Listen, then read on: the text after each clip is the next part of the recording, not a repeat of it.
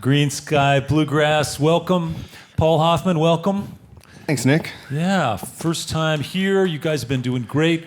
I'm thinking about, I know you, for your newest record, you did some recording in Colorado. Colorado has had a pretty big role in your band's history as I look back and think about things like the Telluride Bluegrass Festival Band Contest. Yes, indeed. Thank you. What was that, 2006 when that happened? Yep, 2006. Yeah. And that meant the next year you had a gig on the main stage. It did.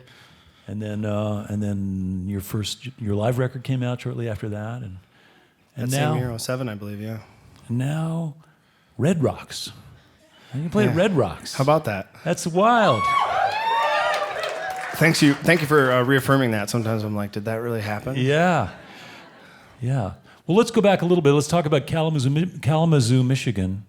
Kalamazoo is the place that those of us who looked at old Gibson instruments just sort of imagined as this amazing, like, Shangri-La of creativity and artisan craftsmanship. And, there they are just making these amazing instruments in the middle of Kalamazoo. Now, Kalamazoo is great. It's home to one of my favorite theaters in the country. The State Theater is just an amazing place.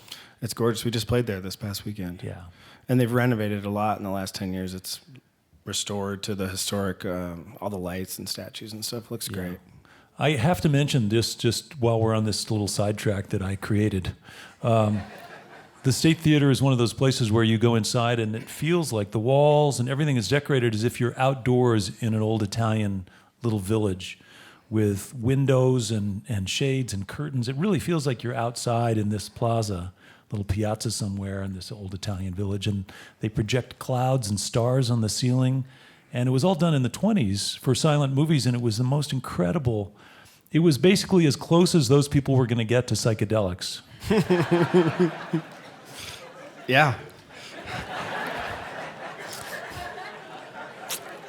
Which is why you feel so at home there now, I think. I'm not sure what you're implying, Nick.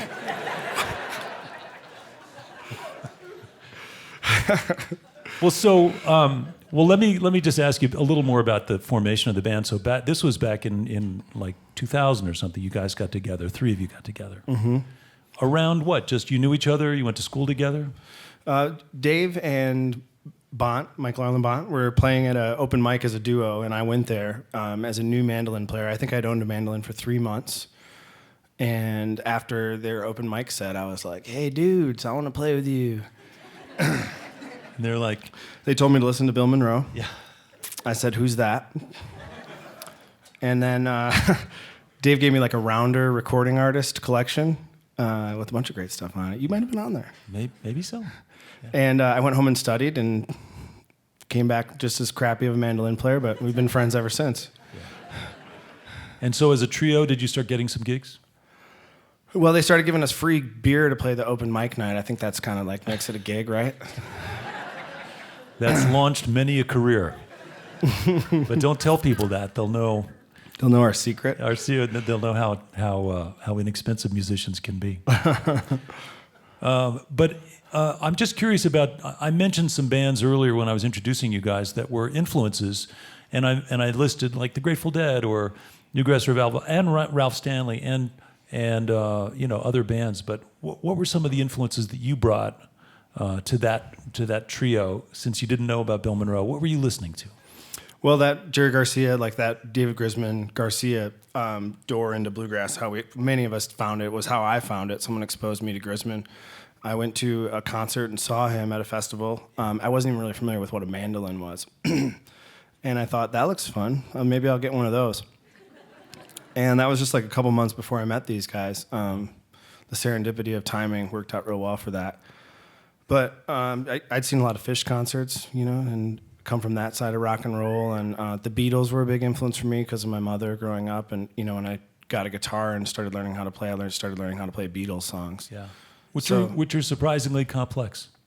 Yeah. Mm-hmm. There's always a way to simplify, though. Yeah. So those are big influences for me. And bluegrass, the seldom scene was real big in those days for us. The live at the cellar door and that kind of stuff. We would like play all those songs. Yeah. That edge of just kind of like, you want to hear my Eric Clapton note? Like There was a performance edge and like a rowdiness to that bluegrass that I think we really latched onto. Yeah. Well, they also did what you did, which they were happy to be in the middle between traditions and cultures. They were a band that said, yeah, we're going to play Bill Monroe's music, but we're also going to play, contemporary songs by not just Bob Dylan, but, we're going to look for songs that are being written now, and we're going to give them, here's a Gordon Lightfoot song, or here's whatever it was that they were exploring, and it was very dynamic and entertaining. They understood the thing about entertaining. That was a thing about the Seldom Scene, as you guys do. Let me ask you a little more about this new record. Tell me a little bit about the title. It's called Shouted, Written Down, and Quoted. Yep, it comes from one of the lyrics in one of the tunes. Sometimes things better left unspoken should be shouted, written down, and quoted. It's kind of a long title, a little wordy. We were worried about that, but it's different, and And what about the image on the cover? There's a guy with a small megaphone standing on a pedestal in front of a huge crowd. Yeah, selling war bonds from World War II, Yeah. alongside Charlie Chaplin and rallying for the cause. The image fit the thing, and we weren't trying to make a statement about war bonds or anything. Or Douglas Fairbanks is his name. He was the highest paid actor of his day in the world. Yeah. Zorro, Robin Hood. Sure, no, we know about him. He's a hero. Yeah. Was that in Chicago? Where was that picture taken? That picture is from New York or D.C. Yeah. I think that's the D.C. one, and there's a New York one that looks just like it, but he's Amazing. on Charlie Chaplin's shoulders for that one or something. Yeah. And the record was produced, I know, by Los Lobos' Steve Berlin, and he's one of our faves and a great producer. How does he approach your that sort of being in the middle between being a bluegrass band, you don't have drums, but you want to play big shows and have that, sort of bridge that gap? He was good. We didn't know him that well going into it, so he came up as a suggestion for a producer, and we met him at an event, Dear Jerry in Maryland at Merriweather there, and started talking about it, and he worked well. I think he understood our end goal real well. So, he kind of took on a voice as like the sixth voice in discussions. A lot of the songs were really new, so we were really exploring arrangements, tempos, and feels and stuff. And it was just nice to have someone who's sitting there listening afterwards is to say, was that one better than the other one? Right. Often, we've become a little more detached from it than we used to be, which is good for experimenting and trying new things, Yeah. It's always good to have that sort of, not just a tiebreaker, but he's not in the band. So whatever he says, he's not going to create a rift in the band, the band chemistry. But he's just a great musician, a great producer, and I think he did a really good job. And I know, back to this thing, you always sort of wanted to be that uncategorized band. Like, yes, you got your start playing bluegrass at Telluride Bluegrass Festival, and that's instrumental, and that music sort of helped shape you. But you wanted to also be able to connect with a big crowd and a big scale. And a lot of it's just being true to ourselves, coming from where we are, we didn't all grow up on bluegrass like a lot of these players, so we're just being genuine and doing what we do. I think we spend a lot of time trying to define ourselves as not bluegrass in this whole is it bluegrass or isn't it debate. And over the last couple of years, I've come to terms with the fact that we are in fact quite bluegrassy often. So, which makes the name make sense because we are bluegrass and we are also therefore the opposite of it. So to be one without the other wouldn't be true to who we are. So no, it's good that it worked out that way. That your name is actually works with the music you play. And that you're also pushing the boundaries. But it's interesting, people think about bluegrass, and in some ways it is really well-defined. It's almost like a string quartet has two violins and a viola and a cello, and that's it.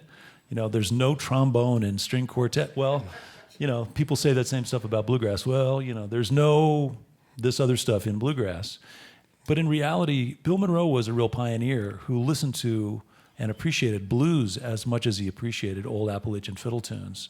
And he was always looking for the best musicians he could find. He was always looking for new voices and flavors, and always writing songs that would speak to a very kind of primal connection that makes bluegrass, I think, stronger than what people think of it as. It's actually a bigger platform from which to launch these other things, and that's how it makes sense to me anyway.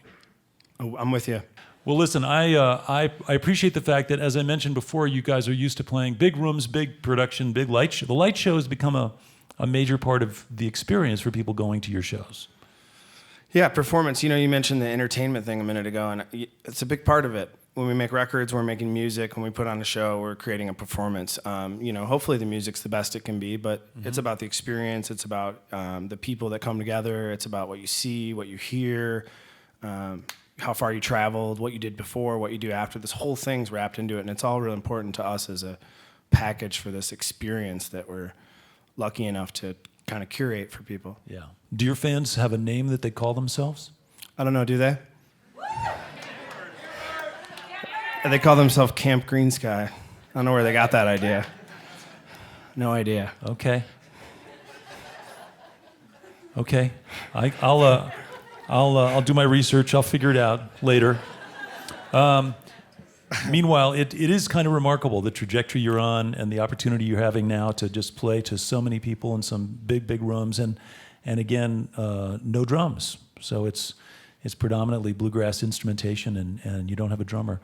Is that going to stick around? Do you think you're going to keep true to that, or are you going to hire a drummer and a... We're actually, in 2017, we're coming back with 3 drummers. 3 drummers, yeah. 2 full kits and a percussion, and it's like synthesized beats and stuff. And then there's... I'm going to stop playing mandolin, too. It's just and a then big you're just going to burden. do the turntable thing. Yeah.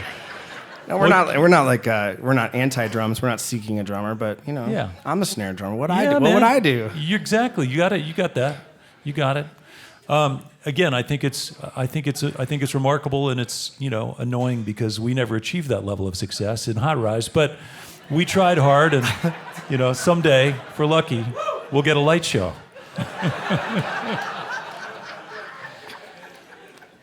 Meanwhile, we have a lot more music to get to. So, Paul, thanks for being with us. Let's get back to Greensky Bluegrass.